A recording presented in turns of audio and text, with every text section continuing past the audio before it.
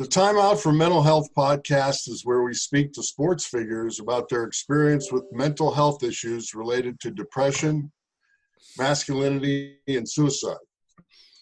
These sensitive topics are often swept under the rug, as detailed in my new book, You Don't Have to Swallow Your Gun, a simple book for men about depression, masculinity, and suicide. Men in particular need support to ask for help when they feel off and don't know what is really going on with them.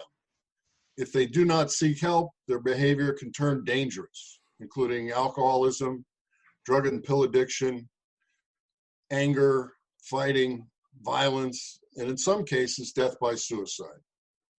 On the podcast, we want to uncover these issues so men can live a happy and healthy life, even if they do suffer from mental health issues.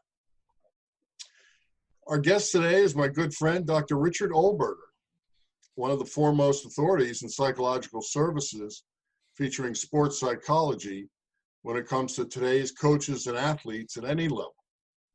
We're honored that Dr. Richard is sharing some of his time with us. Dr. Richard, how are you doing today? I'm doing well. I'm honored to be here, and it's a crucial time in Los Angeles and in the world history, so I'm honored to be a guest on your show and to be supporting the work you're doing. Thank you. Yeah, it's an unbelievable time out there. I never experienced anything like this, even going back to the '68 riots. This is wild. Well, Richard, you have developed your practice on your website, richardlistens.com, your podcast, also available on richardlistens.com, all around your fields of expertise. Tell us a little about your practice and your podcast. My goal is, my practice has been, I've been practicing psychologist for over 12 years. Feels like sometimes it's been a calling for a lot longer than that. But I started out working in trauma and crisis, riding along with policemen on mental health issues that were going on before having the courage to launch my own practice full time starting in 2010. And I've always been inspired by, I'm a sports fan, an athlete. I've always tried to push myself, even as a father, to keep healthy, to find ways to combat my own stress through mental health. So my practice has launched into, I've always wanted to work with athletes and teams, but I understand that high performance goes a lot further than those realms. So most of the people that I see in my office are, doctors, lawyers, people who have been on the front line of the COVID crisis, coaches, and parents, because sports parenting is kind of on steroids these days. It's like the level of involvement, the level of investment is going to, much greater lengths with the access to more and more resources. Absolutely. Now, you have a PhD in clinical psychology, and you deal with issues as behavioral issues, depression, men's issues, relationship issues, substance abuse, trauma, PTSD, and mental health, and more. You're a Facebook and Instagram. You're on Facebook and Instagram at Richard Listens, and you have advanced content at patreon.com/Richard Listens. Did you ever think you'd be such an influencer in all these areas? Of course not, right? I mean, I think some of it's like learning to play in the playground where everybody is available and reachable right now. I'm now being pushed to step into TikTok. I've just downloaded the app. I haven't put anything on it yet. So I think there's this, even with, Instagram, there's this like novice not knowing what to do, even, at the same time, this true desire to reach people where they are spending a lot of their time. So I don't by any means think I'm a content expert. I do try and present my experiences that I see in the world and what I think is really rich, what I'm watching an athlete, what I'm experiencing in the world. I think to offer it to other people. I know what it's like to raise a family, to be a son. I know what it's like to grieve. I know what it's like to see suffering in family members or friends. Monday we celebrated 3-year anniversary of a suicide of one of my childhood best friends. So the more I've gone along, and there's always been this idea in psychology about keeping your professional and your personal life separate, and I've just learned that I have to integrate both, and obviously in a filtered way. We don't want to give everyone every access to everything in our waking life unnecessarily, but there are things that I see and experience which I think can help other people, because they may have not gone through it yet, or they may be going through it and just have no idea how to communicate or have the tools to express around what they're going through. Yeah, I can identify with that. In my book, it's my personal story, but it weaves through all these topics of depression and masculinity in the workplace, masculinity and suicide. It all comes together, and that was part of my story. I lived that, and as soon as I got sober, I was able to see that I wanted to share my story with others, so others don't have to go through what I went through. Yeah, and I'm glad you put the book out there. And I know the title it's a little jarring and shocking, but for a lot of men, if anyone's read Brene Brown's work or seen her YouTube videos, she does some case studies. You take a look at generals of war that come home. People are wanting to be reached, but they don't know how, or they have these competing mechanisms inside themselves that says, I desperately need support, but I've got to be the provider, I've got to be the man. And without understanding how to reconcile those two, they'll always go back to the default of this is my identity. And so even when it's hurting you, even when it's paining you, and it's completely leaving you alone and isolated in pain, there's a tendency for men to stay on that position that's harmful for themselves. Yep, very true. So how would you describe your style of teaching or consulting that you use in these areas? I have combined a hybrid, eclectic approach that combines performance psychology with humanistic psychology. I use something called somatic experience, which is trying to get people to drop into their bodies and into the moment. We're so busy moving faster, planning, moving, reacting. And if you're an athlete or a high performer, you need to do those things at even an accelerated rate. So helping people to slow down and check in with what's really going on, or what's triggering them, and where does that come from? Why is one person impacted by a loss or a missed swing or a strikeout or a conversation with their coach or spouse in one way and another one completely differently? So helping only the individual who's sitting in front of me can understand themselves. And so I have to help them unlock that path to greater self-understanding. Is there a central message that you try and get across, or is that unique for everybody? I think I'm trying to encourage everybody to unlock the hero within. I think that it's whether you are a stay-at-home mom who has 3 kids in Zoom classes right now, and you've got to make sure their lunch schedule's on time, or if you're an ER doctor who's got to stand there while debating whether their protective equipment is significant and still save lives, or you're a policeman who has to go out there feeling really not sure if people even want you there right now, that there are degrees of stress and heroism that you need to bring out within you to do the best job you possibly can without allowing that stress to impact your judgment in a negative manner. So I want each person to kind of tune those skills. And so mental skills training is not just for MMA fighters or for people Clayton Kershaw. Tell me, what's the most challenging aspect of what you do?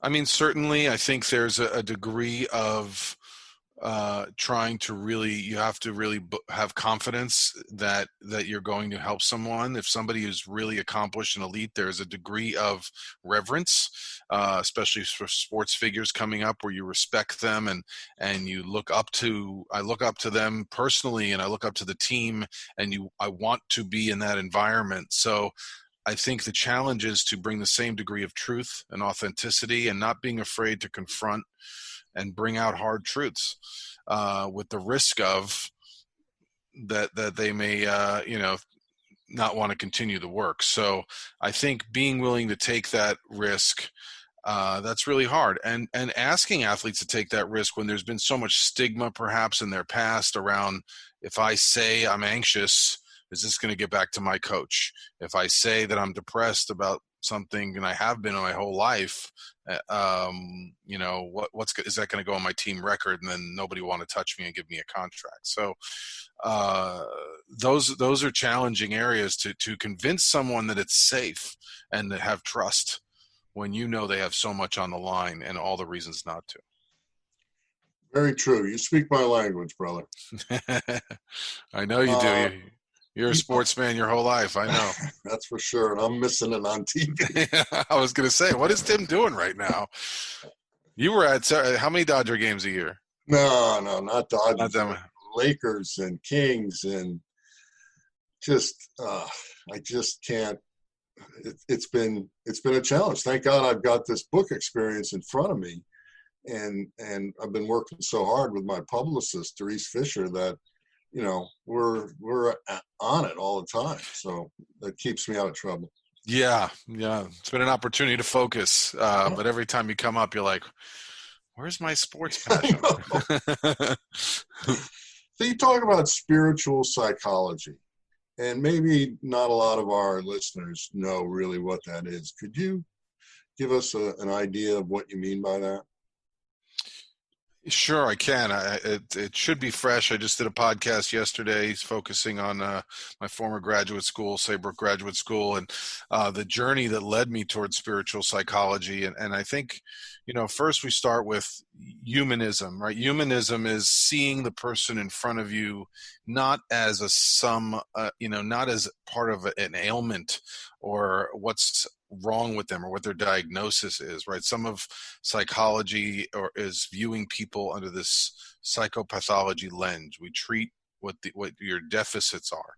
So humanism is seeing the person as, the full person, with all respect to their perspectives, that they may have a totally different way of looking at an event based on upbringing, culture, family history, birth order, taking in all of that, all of who they are. And then spiritual psychology extends beyond that. It's how does a person define themselves in terms of their connection to something greater? And being able to study that, the looks at whether the people were, whatever religious faith you may be from, whatever dogma or practices, whether it be shamanism, Christianity, Judaism, what those practices do for emotional and physical well-being. And including in states of lack of health, right? If somebody's gone through stage 4 cancer and starts to practice a form of meditation, can it improve your health to have this spiritual connection to others and to be engaging in spiritual practices? So for me, that became fascinating.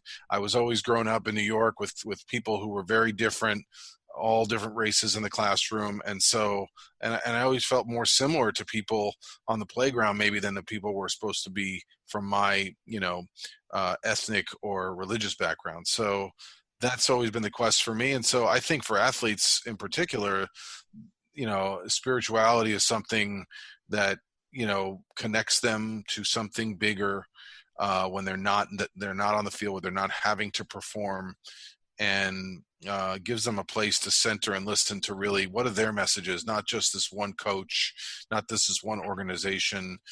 There's a lot of pressures going on. So having some sort of spiritual place or practice that's just yours, where you can get quiet and where you can really figure out what is it that you're needing as an individual in that moment and what's going to fill you up. And sometimes that's not, the answer that anybody else can give you or dictate to you. It's funny that you mentioned that. That in my book, one part of my description of masculinity is that the man must have some form of spirituality in his life, no matter what it is, no matter how he connects. That's an important part of being a man, is realizing that there's a spiritual element to you. So I really like that. Yeah, yeah, and I know you've done. I believe you've done certain, men-centered practices that connect men to other men. And I was always amazed, even working on Skid Row in this place of, depravity. Our clinic at the time was literally a trailer. Mm. And yet the AA meetings that I got to sit in on had this tremendous camaraderie. I mean, these people literally were barely getting, I think, $219 a month of whatever general relief is. And they would all bring crackers and they would have a potluck meal and of true care. And so how do we, like, my question for you, Tim, is how we bring those kind of principles and practices to men. It doesn't have to be once you've had an addictive disorder that we need that support. Absolutely. I believe that the education experience for everyone, starting the younger, the better, as far as what it is to be a man and masculinity, so that boys, they grow up with the proper tools of self-knowledge of masculinity, and they don't have to relearn after they've watched John Wayne movies or somebody pounding their chest or all the toxic masculinity that goes on today. And they can understand that they're human beings. They have feelings and emotions, and in the proper place, the proper time, with the proper person, it's fine to share that. You're not weak. In fact, it takes more courage to do that and ask for help. So I totally understand. Looking back at all your work, tell us about what's been the most gratifying experience that you've gone through with maybe some of your patients or teams or individuals. There's so much. I've really loved the last 3-4 years, the journey into Richard Listens onto a podcast, that the ability to own my space, we call it in the men's work, my domain, right? Coming from a place like Skid Row, where you have so little control that you're fighting for 10 or 20 minutes in a room that you're not getting interrupted. So the ability to create a space and to have conversations with people about their journey. And like we discussed earlier, being a high performer, sometimes I had basketball players on my podcast that had left due to an injury and then discovered they were meant to be writers. And one, I have a former football player who came on the show and then due to injury discovered his passion for neuroscience and found himself, studying at fisheries in Norway. Like the journeys of high performers and being able to tease that out. Someone called me recently a great extractor. So other than the dental reference, I think that's a great compliment. So there's so many stories now. And even through the quarantine, the ability to sit down with more and more people. I mean, I'm really enjoying the work with MMA fighters. I can say it because he's, recently been on the show telling stories of Lyman Good overcame, his own battle with coronavirus. So being able to create a platform for people and the teams that I work with, being able to ride along with Windward High School here in Los Angeles last year as they, their journey, which was like the last game we went to before they closed everything down. But being able to see a team from this time last year as they practice in the summer, as they get closer, like, realize that there's expectations on them and still exceed them, and being able to support coaches. For me, it's very fulfilling in this role because I'm not just doing one thing. So there's many aspects to the work, but I'd say being able to, those are the two freshest examples, from helping people go in the ring, MMA, just tremendous courage and willingness to conquer your fear.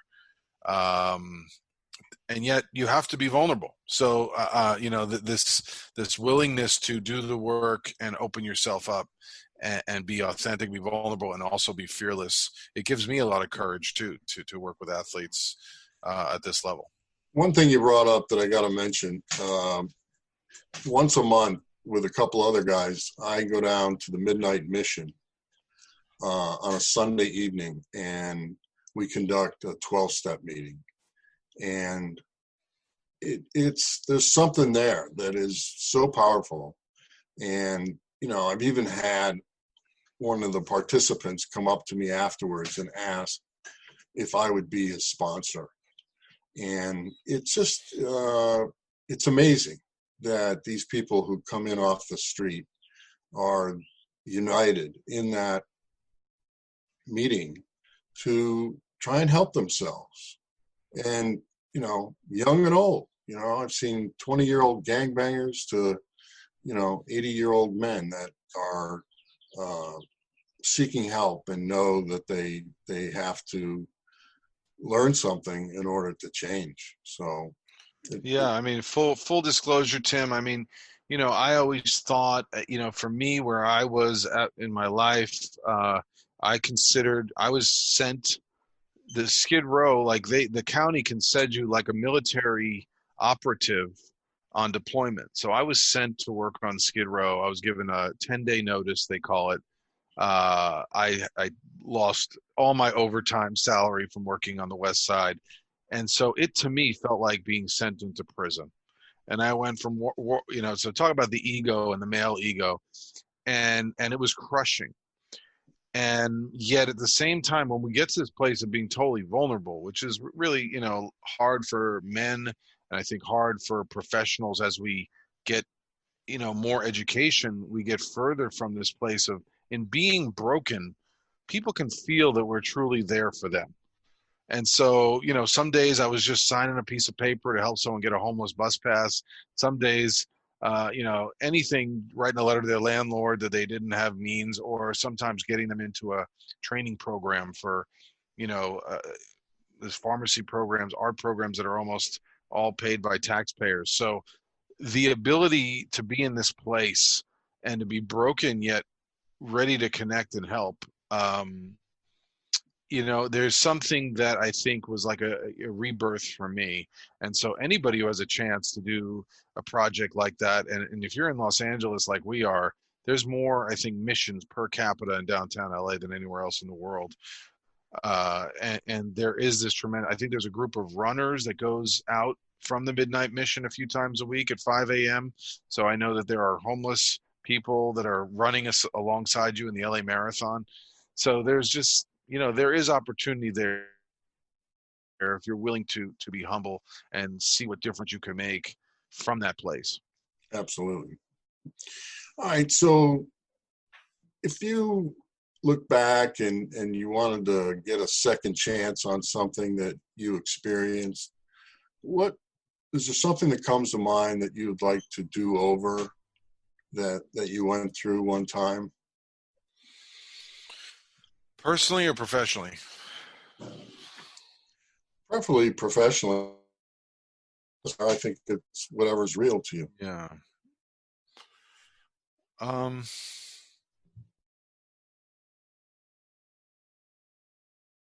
I would just say that the willingness to trust myself, that I wanted to be with athletes, that there's an ability and a confidence to go after it and not be afraid of imposter syndrome or anything like that.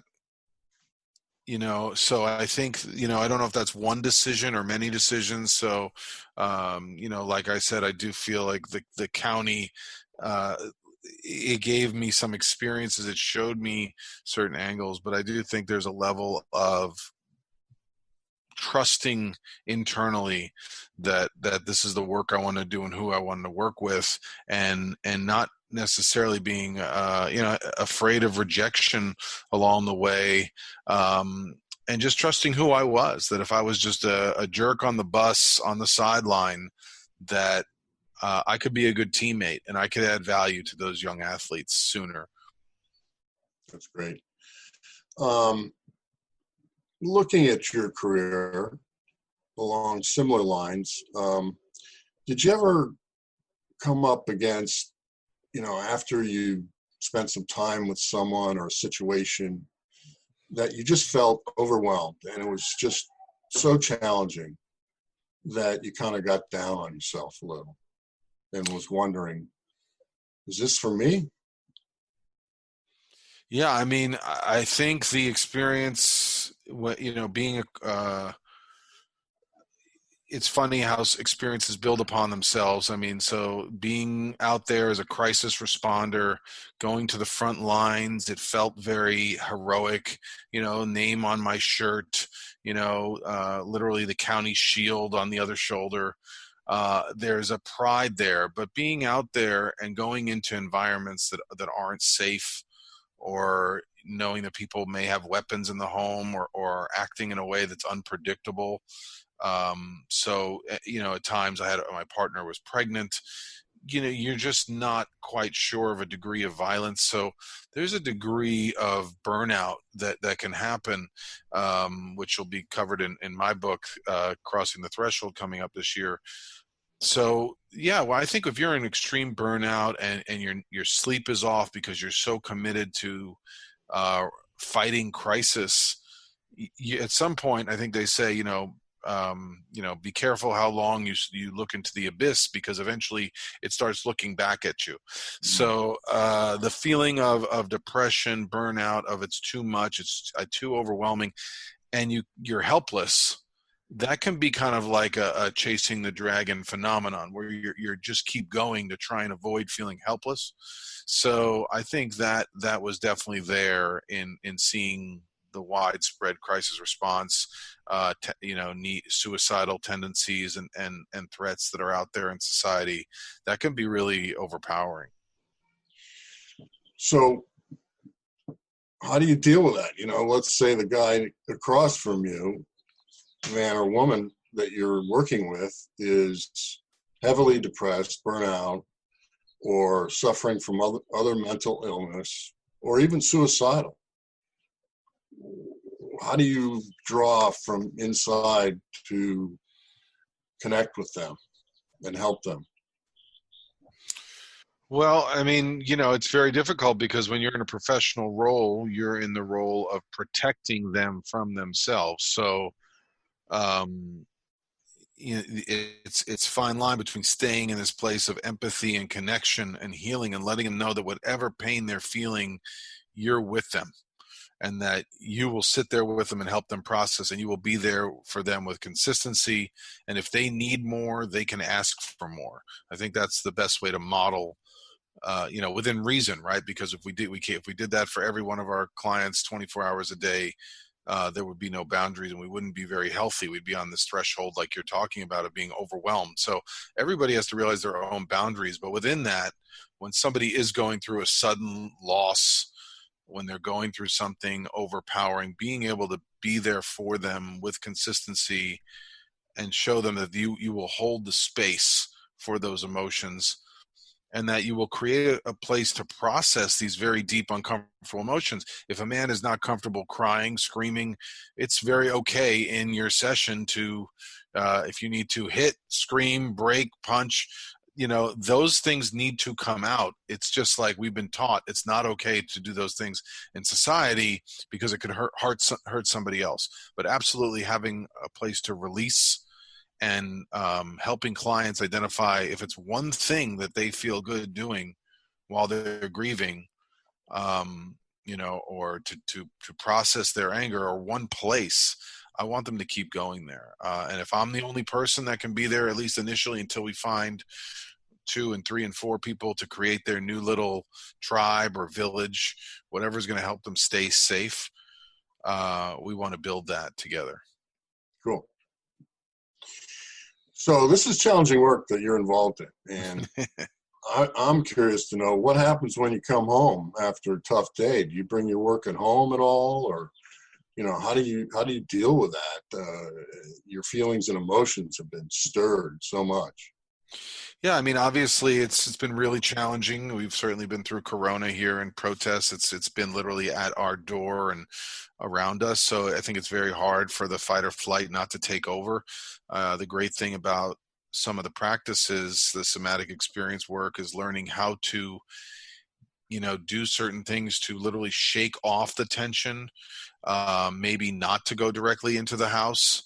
So, although I like to exercise, and endorphins are a great way to fight off stress, at times it may be not going directly in the house, taking a walk. I may need a few minutes to figure out even what I'm feeling, what was triggered by the last client. We can't always predict when it's two, three, four people having a really intense process in the same time of the day. We can't always schedule it out where it's going to go like a roller coaster. Oh, this will be easier. This will be lighter. We don't know what's going to come towards us. So I think, having a healthy regimen of self-care.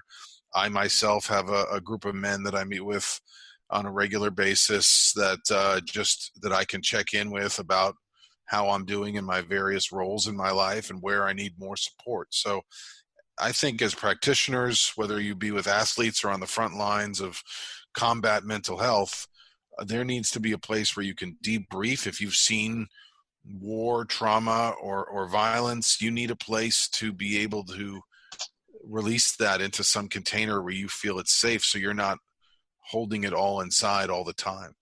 And some about, it's okay to have some healthy diversions and fun. I try and do a little bit of that too, so that your brain is not sitting around thinking, when's the next crisis assessment? So sports can be good like that. In quarantine, it's been board games. It's been, baseball cards, breaking out some old stuff, things that had meaning in childhood. It can be really silly, and I'm not afraid to be the cliche. If you had something you did or like to do that feels good to you, preserve that.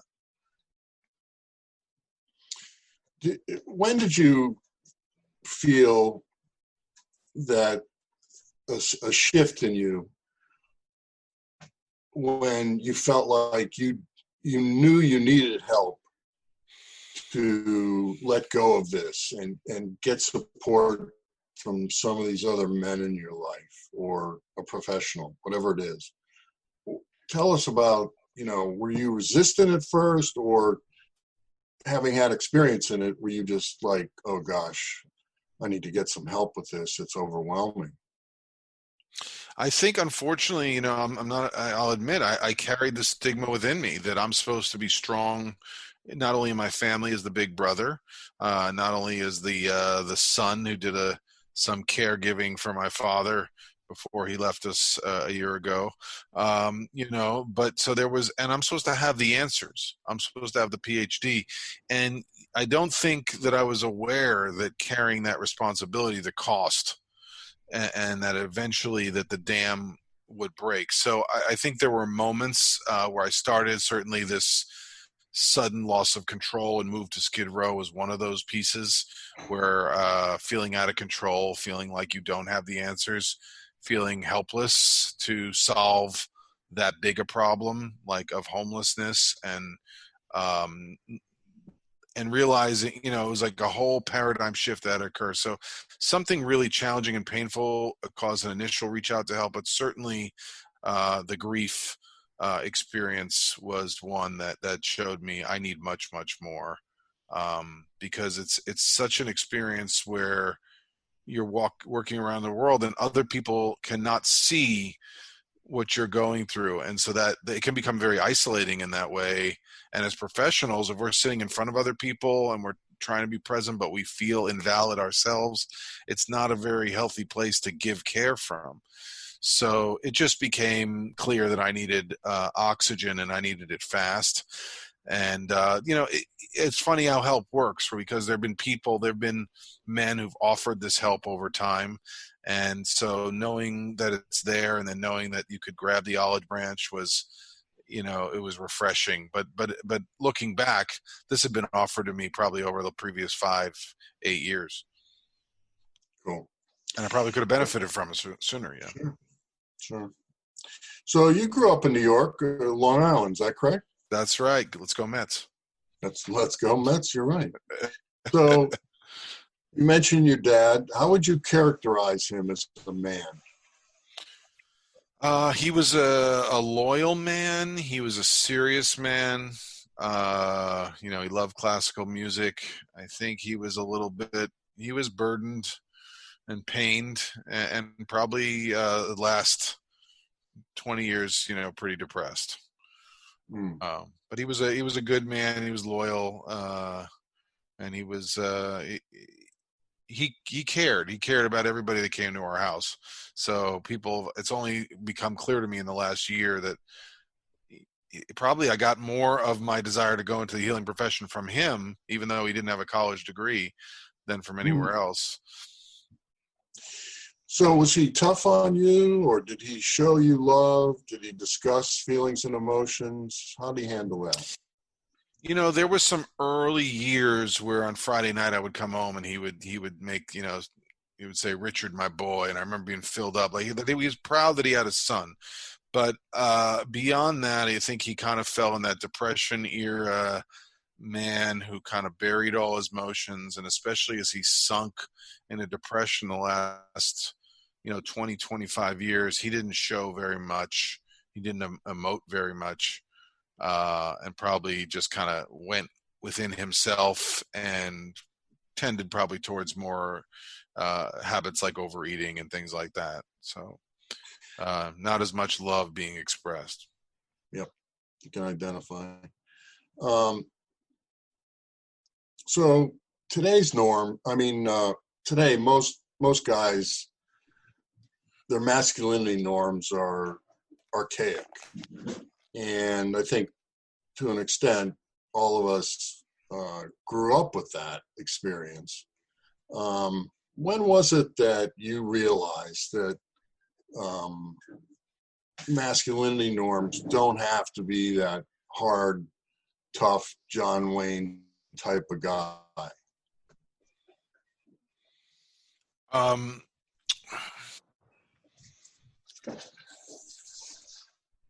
I'm a male in a largely female dominated profession. Um, I've cared very much for my younger sister. I grew up, so I was always around a lot of different girls. I was always like a guy, a girl's best friend kind of guy, very young age. So learning the value of friendships, and being a listener. Maybe it's because I saw my mom being a guidance counselor and doing some of those behaviors that helped. I would say that in my adulthood, being around men who were a part of child rearing, being a part of a spiritual community where women were also being asked to go to the head of the class and teach and take leadership roles, I think that's created bit more balance in the sense of anyone can do within reason that things can be shared. And I think within my own experience, that whole experience, that drive to be the man, the one who has all the money, the provider, it just felt so distant to me, and it felt like it was pushing relationships really far away and down the road. And so, in my own experience, having to be humble, having to be a student while my wife was working, kind of showed me that you have to give trust to get trust. And so I think it's a constant corrective experience because it wants to come back in. It's somehow these old ideas, and so it takes a lot of internal work. On the other hand, there's parts of masculinity, things like holding a hammer and making a fire, that I didn't learn how to do, and that now I'm embracing learning how to do. So I think it's just the place that you come from in relationship to some of these tasks, which is the big difference. Personally, when I started self-discovery, I saw the abuse that I lived through in my life with my parents, physical, emotional, verbal. Did you see that in your family at all when you were growing up? There was, I saw your question, and there was, there was family abuse. It was not necessarily in our direct abuse. So my father was the youngest of four sisters. I think he had four older sisters. So I think he absorbed a lot of their verbal abuse and things like that and just kind of ate it.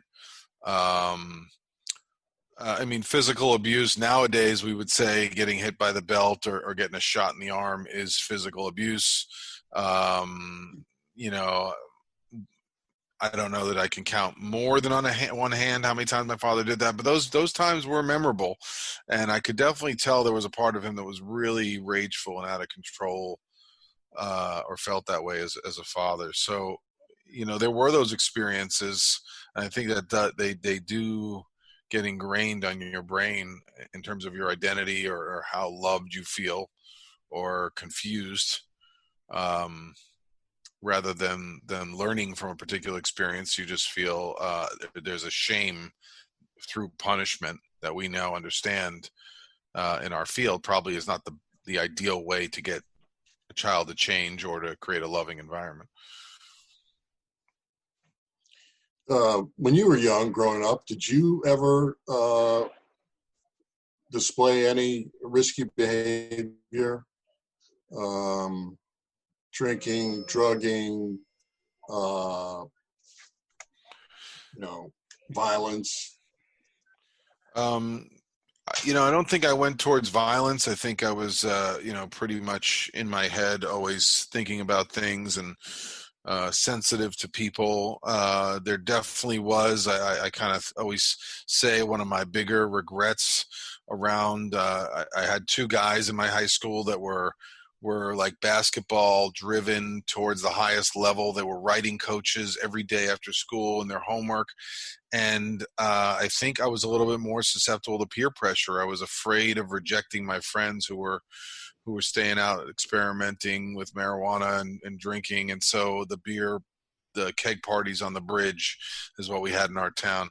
So, I don't know that I ever got out of control with it, but I definitely feel that the temptation or the refusal to choose and commit to my true desire, which was to play college basketball, that, right, it was a sabotage mechanism, but it's this right idea to get some of the gratification or love from somewhere else when it's not coming in the home.